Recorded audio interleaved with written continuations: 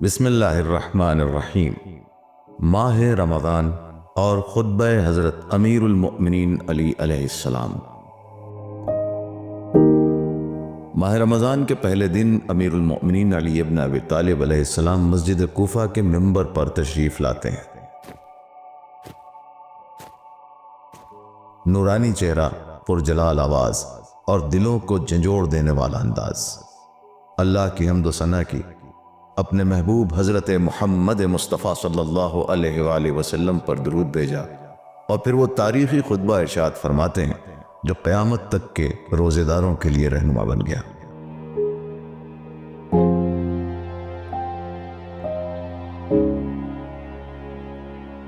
اے لوگو، یہ وہ مہینہ ہے جسے اللہ نے تمام مہینوں پر فضیلت دی ہے، اسی طرح جیسے ہم اہل بیت کو تمام انسانوں پر فضیلت دی گئی ہے۔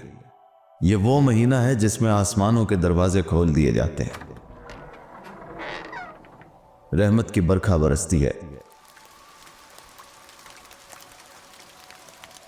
دعائیں قبول ہوتی ہیں اور آنسوؤں کو شفقت کی نظر سے دیکھا جاتا ہے۔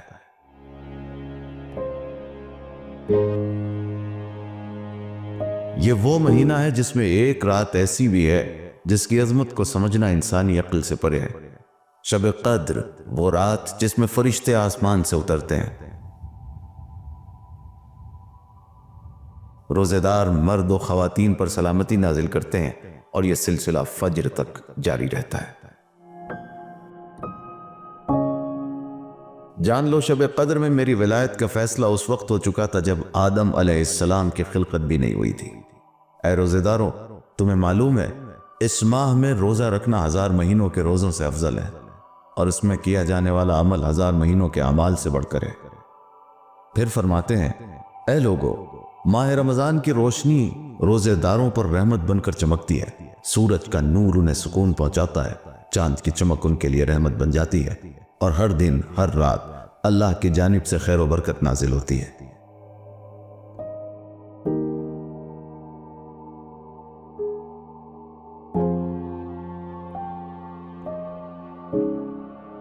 تو جو بھی اس ماہ میں اللہ کے فضل سے ذرا سا بھی فیض پالے، وہ قیامت کے دن اللہ کے حضور عزت والا ہوگا، اور جو اللہ کے نزدیک عزت پائے گا اس کے لیے جنت کا دروازہ کھل جائے گا۔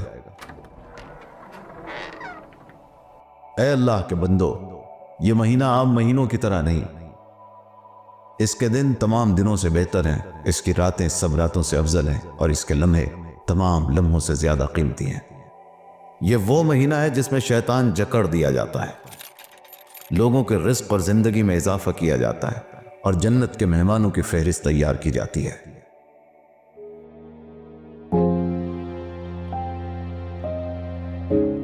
اے روزے داروں، اپنے عمل کو درست رکھو، تم اس مہینے میں اپنے رب کے مہمان ہو، ہوشیار رہنا کہ تمہارے دن اور رات اس میں کیسے گزر رہے ہیں۔ اب یہ دیکھنا ہے کہ اپنے اعضاء و جوارح کو اللہ کی نافرمانی سے کیسے محفوظ رکھتے ہو۔ کہیں ایسا نہ ہو کہ راتیں نیند میں گزر جائیں، دن غفلت میں بیت جائے اور مہینہ ختم ہو جائے، لیکن تمہارے گناہوں کا بوجھ ہلکا نہ ہو سکے۔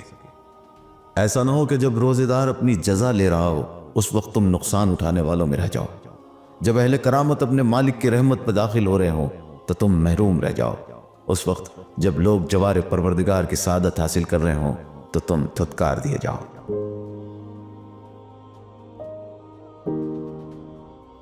اے روزے دارو، اگر اللہ تمہیں اپنی بارگاہ سے دھتکار دے تو کس کی پناہ میں جاؤ گے؟ اگر وہ تمہیں نعمتوں سے محروم کر دے تو کون ہے جو تمہیں رزق دے گا؟ اگر وہ تمہیں ذلیل کر دے تو کون تمہیں عزت دے گا؟ اگر وہ تمہیں چھوڑ دے تو کون تمہاری مدد کرے گا؟ اگر اس نے تمہارے گناہوں کو معاف نہ کیا تو کہاں جاؤ گے؟ اگر قیامت کے دن وہ تم سے حق مانگ لے تو تمہارے پاس دلیل کیا ہوگی؟ اے روزے داروں، اپنی راتوں اور دنوں کو قرآن کی تلاوت سے منور کرو۔ اللہ کی کتاب وہ ایسی سفارش کرنے والی ہے جس کی شفاعت روز قیامت قبول ہوگی۔ جو اس کے احکام پر عمل کرے گا وہ جنت کے اعلیٰ درجات پر فائز ہوگا۔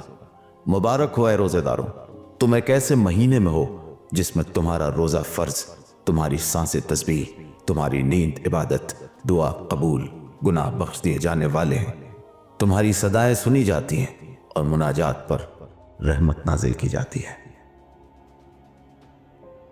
یہ تھا امیر المؤمنین علیہ السلام کا خطبہ، جو آج بھی دلوں میں ایمان کی روشنی بکھیر رہا ہے۔